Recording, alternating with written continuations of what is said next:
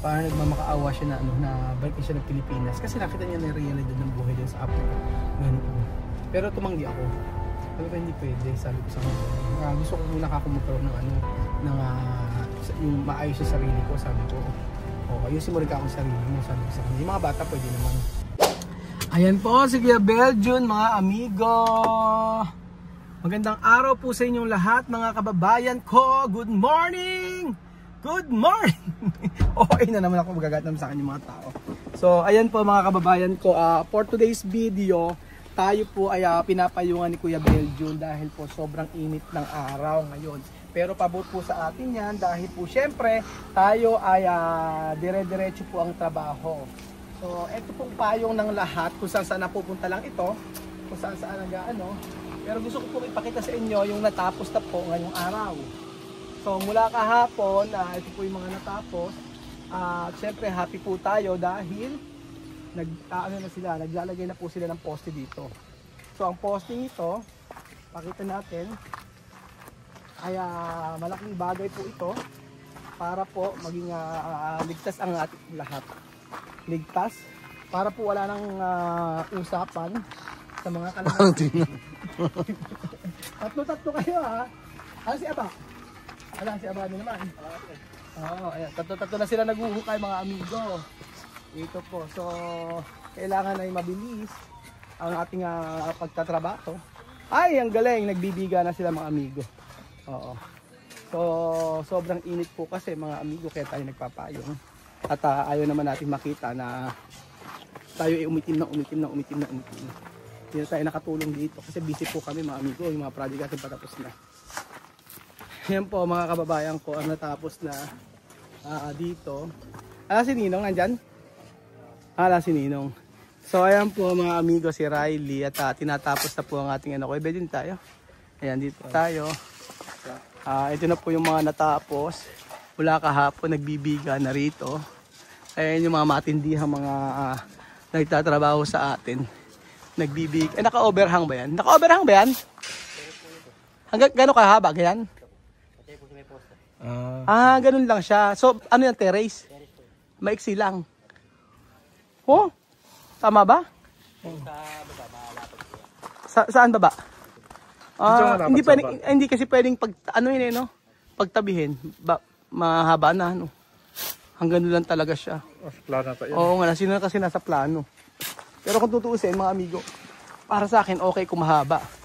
Kaya lang sabi nga ni Marvin, kung nasa plano yun muna sundin namin. Baguhin man, hindi komplikado. So ayan, nagbibiga na rin sila dito mga amigo. So marami na silang nagawa. Parang may kulang. Oo. Ayan. Nandito po ang lahat. Ayan andito si Masarap. Masarap magkano ano? Masarap. Ilan kayong gumawa? Ilan po kayong gumawa? Ilan ba tayo? Ano kaya tayo? Hindi nyo alam. May mga nagbabakal-bakal lang eh. Inaagad pala eh. No? Ito sa post ito. Ala kang gagawin Lola Mayo kung hindi gumawa niyan. Paikot yan. O diba? Iikot ba natin yan? Oo. O di ala. Ala ka nang hindi ka mahihirapan. Puro ganyan lang gagawin. Mahirap na kasi pagka senior diba? Ano mas gusto mo? Magbakal o ano? Maghukay. Maghukay. Magbabakal na lang. Oo. Ang hilin pa. Ayan, ilan taon na ba kayo? 68 na. 68, pero ang lakas nyo paano? Isang anak pa ba kailangan na kay gusto nyo? Baka doon yung masubo na doon. Akala ko gusto mo pang umisay ano hindi na ba kaya? Baka kahit sa babae pa. Hindi na kaya. Ano ba mas mahirap yung magbakal o magtanim? Mas mahirap yung magtanim. Mahirap magtanim. Nakabilad ka. Panggasolina daw. Panggasolina. O sige, bigyan natin kay Beljun. Kay Beljun, paggasolina. Sabay, sumunod ko sa akin mamaya. Bibigay ko sa'yo. Mas mahirap pa magtanim ano? Mahirap ba? Kasi ilang buwan ba bago umani? Ito isang buwang mahigit. Isang buwan. Ano tinatanim nyo? Ang palaya, yung ano-anong gulay. Okra. Talong. Oo. Saan katanim? Saan ko kayo katanim? Doon sa sapa. Sa sapa lang. Sa ngayon may tubig. Pag may tubig di pwede. Kangkong, hindi kangkong. Oo, kangkong meron din. Kangkong din. Magkano naman ang kinikita, Kuya Mayo? Pagka naggugulay? Sa isang buwan eh, mga 10,000 kung kita na. 10,000, pero maliit pa rin yun, Oo, bakit pa? Mas mainam pa rin talaga yung mag-construction, ganyan lang, Oo, kasi ito, lingguhan ito. Lingguhan lang may kita ka sigurado. Tsaka ganyan ka lang, hindi ka malamig naman dito. Kasi pagkagulay, isang buwan sa lahat. Mag-aantay ka pa isang buwan. Tapos pagkaya rin, tsaka ka palang kikitaan eh. Oo, kung mamura pa nga yun. Ayun nga lang. Ang maganda niyan yung gulay na yun na ulam nyo.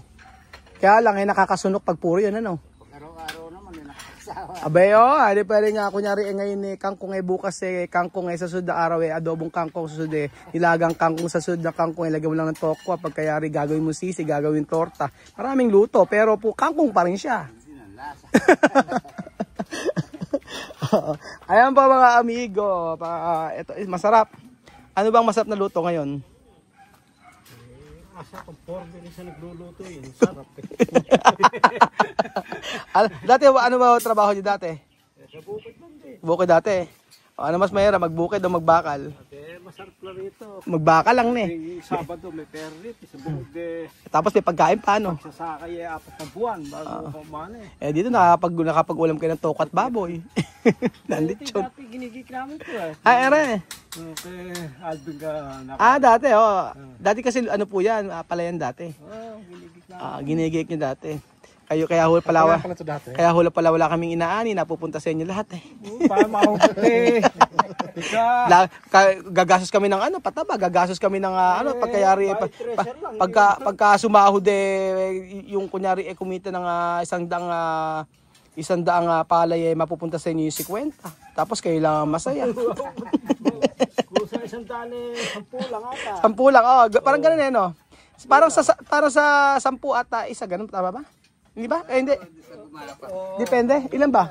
Pagka 10 na lugas, isa rin sa gumapas. Ganoon. Oo, nakalimutan ko kasi dati pala yan to eh. Lagyan na ko yung Belgian. Ayan po mga amigo, magandang balitaktakan po. At gustong kausap ng mga lolo natin. Tutuwa naman ako at meron sila ng trabaho. Iba kasi pag nagugulay, napakahirap. Ayan po, pasukin po natin ang maggulong bahay ni Pasmado Kuya Raul. At gusto ko po ipakisa inyo ang mga natapos. So kahit na mainit siya, ayan, nagbabakal. Ayan, tinutupi. Ito na po. At tingnan natin ngayong linggo. Ngayong linggo kaya makakapagbuhos na. Mamaya bubuhusan nyo na yun. Tapos bukas, puro bakal. Ba't parang kulang yung scaffolding natin? Yung bakal na. Scaffolding ba tawag yan?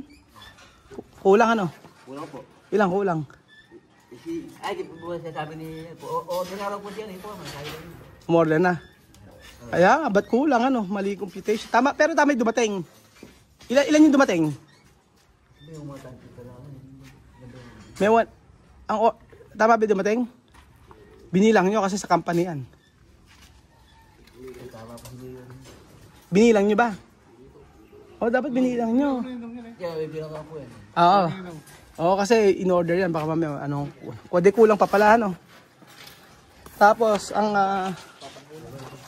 ito, bukas makakapag na raw pala dito, mga amigo. Yan ang ating bago. So, syempre, hindi ako makalabas sa katabaan ko. Ang gusto ko, anong gusto mong part building dyan? Kwarto mo. Part na lang. Ito, gusto mo yung part na kwarto mo, Kitchen?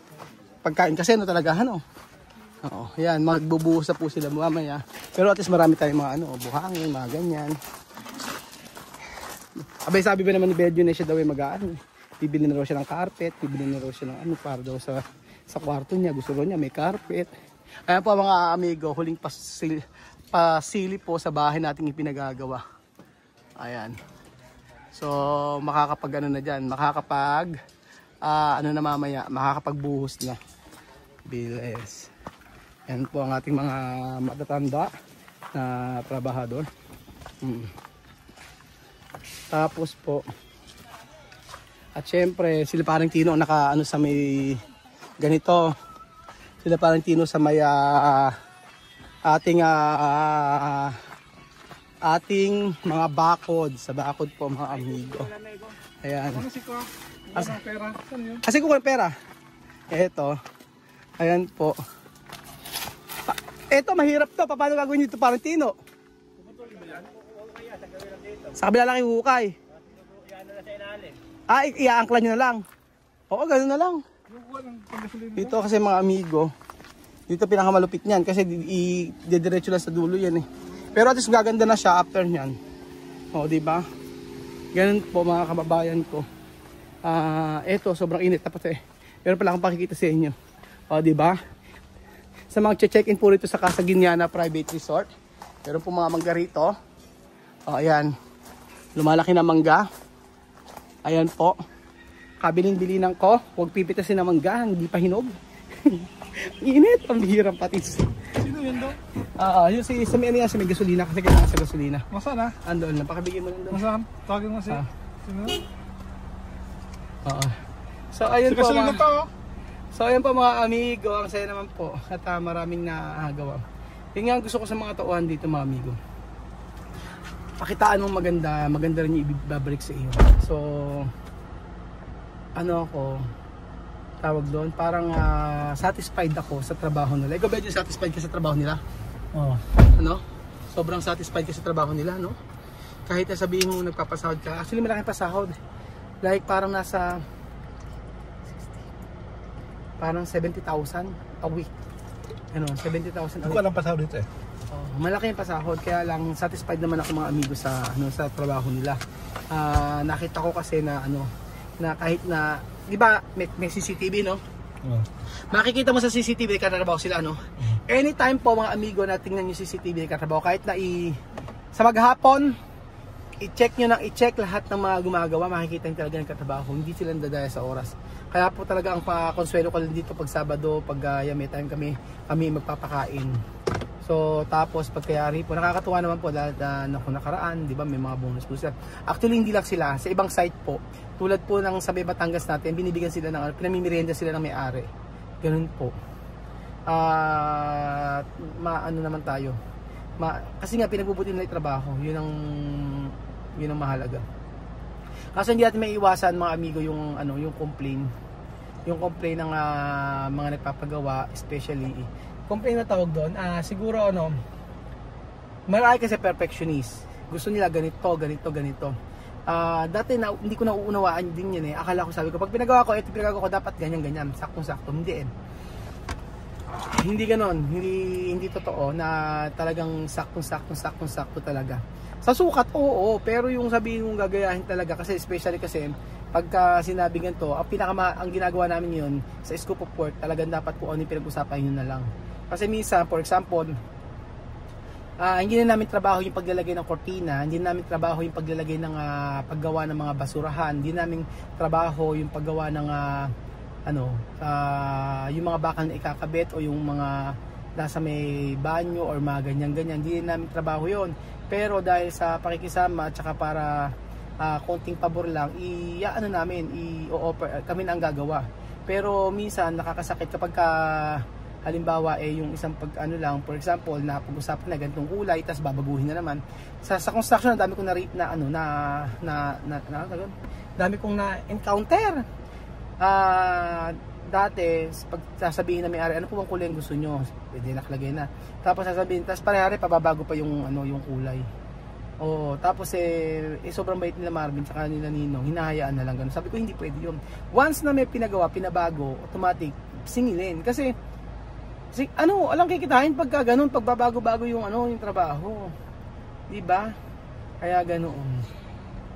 So, naman yan, charge to experience, pero dapat kasi talaga yun ang ang ayaw na namin yung dapat laging mapiplease ganyan, hindi pwede yung ganun, kailangan syempre kung ano yung pinapagkasunduan, yun lang yung gagawin. Isipin nyo, pati paglalagay ng sa kortina, yung kakabit sa ganito, yung mga ilaw sa labas na hindi naman kasali sa kasunduan, gagawin, okay lang yon. Pero ang hindi okay, parang very perfectionist na dapat ganito, ganito. Oo, nakakasakit ang ulo ng pagpapagawa pero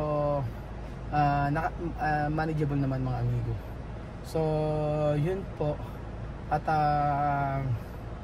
ayun, si Kevin yung pagod na po siya. So ayun mga amigo, tayo po ay pabalik na po sa ating ibang trabaho. Sobrang happy naman po tayo dahil ito pa marami naman sila na-accomplish. Mainit lang talaga mga amigo yung araw ngayon. Pero mamaya nga po babalik po kami dito para tingnan kung ano yung mga natapos. Doon matanong kita gabi, parang narinig ko kausap mo si Chamame. Narinig ko gabi. Ano ba sinabi? Ba't ngayon? Sumusak. Hindi kasi gabi, narinig ko na boses niya, bira mo naman siya kausap niya, di ba? Yan yung mag-usap niya. Hindi na kinag-usap niya. Ay, Kagabi ano lang yun? ata. Hindi ko voice message yung Belgium. Voice message ba dyan? Oo, nag-voice message. Kasi matagal na siyang nagpag ano ba sabi?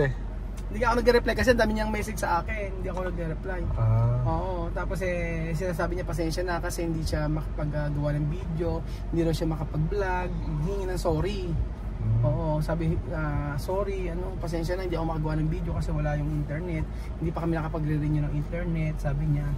Oo, sabi ko naman tapos nag-reply naman ako Hindi ka ng voice message, gano'n. Hay, ito pa pala sabi. Ano daw? Totoo, gusto na raw niyang bumalik. Kasama yung welcome back, kasama yun, totoo yun, sabi niya sa akin. Kasama yung message sa yun, gusto na raw niyang bumalik, kasama yun. Oo, sabi niya, ito, ay, huwag na natin pakita pero sabi niya sa akin, Bienvenido de Vuelta Pilipinas, so sabi niya gano'n. Oo, natutuwa raw siya sa natutuwa siya sa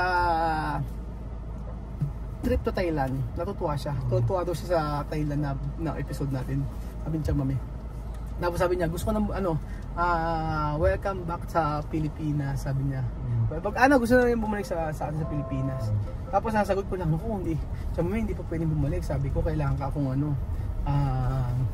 ayusin ang dapat ayusin, sabi ko, kasi hindi pa ako okay. Sabi ko, baka mamaya magbago na naman yung isip mo or tuyuin ka na naman, ganyan, hindi ka ako pwedeng ganun. Dapat if ever babalik ka dito, yung wala akong magiging problema, ayoko nang ikokontrolin mo ko, ayoko nang ikaw magdidesisyon, ayoko nang mga ganun, sabi ko sa kanya ganun. Pero nag-sorry naman siya, in fairness, tapos pero gusto niya na bumalik. Parang nagmamakaawa siya na balik siya ng Pilipinas kasi nakita niya na realidad ng buhay doon sa Africa. Ganun. Pero tumanggi ako. Sabi ko hindi pwede, sabi ko sa kanya ganun. Gusto ko muna magkaroon ng yung maayos yung sarili ko, sabi ko. Ayusin mo rin ako yung sarili mo, sabi ko sa kanya. Yung mga bata pwede naman. Pero totoo yun, sabi niya talaga na nagmamakaawa siya na bumalik na. Kasi matatapos na nga yung bahay niya doon. Yun yung sabi niya sa akin. Basta sa akin mga amigo, mapapatawad or magiging okay kami if ever maging sincere siya sa sa kanya. Pero sa ngayon po, promise hindi po mga amigo. Or next year hindi pa rin po mga amigo. Ayoko magsalita ng tapos, pero sa nararamdaman ko kasi ngayon hindi pa agad na time. Oo, hindi pa yun. Sa process pa lang. Process pa lang. Ngayon kasi okay naman ako ayoko nang ayoko kumuha ng bato na ipupok sa ulo ko. Pero at least nalaman niya na ngayon. Sabi ko, ayoko nang kukontrolin mo ko. Ayoko nang dapat ikaw masunod.